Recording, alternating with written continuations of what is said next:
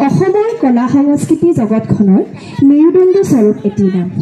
যিগৰাকী ব্যক্তিৰ অৱদান অবিহনে অসমীয়া জাতিৰ অস্তিত্ব ভাবিবও নোৱাৰি সেইগৰাকী ব্যক্তিৰ হৈছে বিষ্ণুপ্ৰসাদ ৰাভা আমি সকলোৱে আজি একগোট হৈ সেইগৰাকী মহান মনীষীৰ জীৱনগাথা তেওঁৰ সৃষ্টি আজি অলপ আওৰাব লৈছোঁ সেয়েহে তেওঁৰ এটি কালজয়ী গীতৰে প্ৰথমতে আমি আৰম্ভ কৰিছোঁ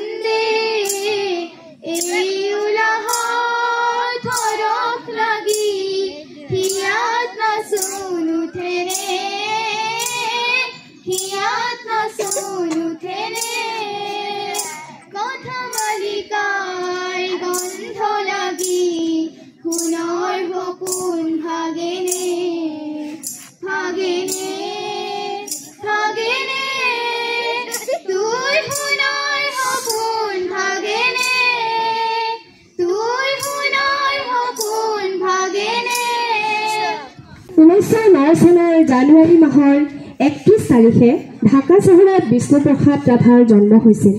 তেওঁৰ পিতৃৰ নাম আছিল গোপাল চন্দ্ৰ ৰাভা আৰু মাতৃ গেথীবাই ৰাভা শ্ৰীমন্ত শংকৰদেৱৰ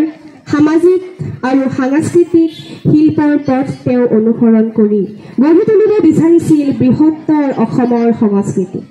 তেওঁ আছিল সকলো শ্ৰেণীৰ লোকৰ সৰ্বাংগীন কল্যাণৰ ধাৰণাত বিশ্বাসী নিজৰ দেশক ভাল পোৱা এইগৰাকী ব্যক্তিৰ কথা যিমান ক'লেও উৰ নপৰে তেওঁৰে এটি কালজয়ী গীতেৰে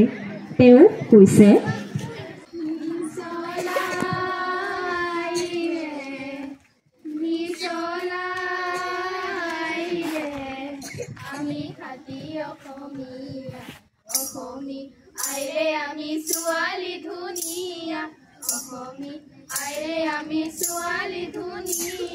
মৰণি খুৱাই থকা অতি মোহনীয়া মৰণি খুৱাই থকা অতি মোহনীয়া নিচলাই ৰে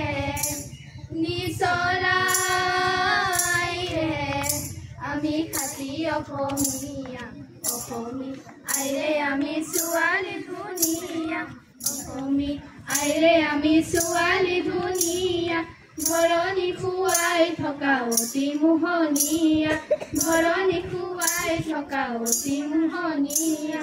নিচলাই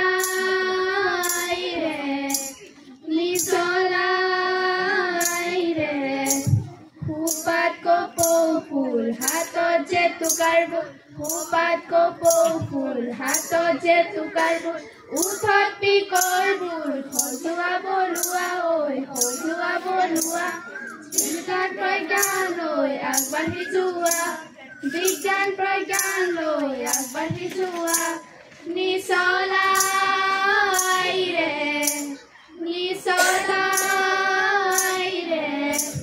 প্ৰকৃততে ছাত্ৰ অৱস্থাৰে পৰা বিষ্ণুপ্ৰসাদ ৰাভা ব্ৰিটিছ ঔপনিৱেশিক শক্তিৰ বিৰুদ্ধে স্বাধীনতা আন্দোলনৰ লগত জড়িত হৈ পৰিছিল তেওঁ 1930 চনৰ আইন অমান্য আন্দোলনতো যোগদান কৰিছিল। দ্বিতীয় বিশ্বযুদ্ধৰ সময়ত তেওঁৰ মনত অংকুৰিত হয় এক নতুন দৃষ্টিভংগী। 1946 চনত তেওঁ কমিউনিষ্ট দলৰ সক্ৰিয় সদস্য হয়। আচলতে তেওঁ কৃষক, শ্ৰমিক, বনুৱা, মজদুৰক লৈ এক শোষণহীন সমাজ স্থাপন হোৱাটো বিচাৰিছিল। তেওঁ এগৰাকী ৰাজনীতিবিদো আছিল।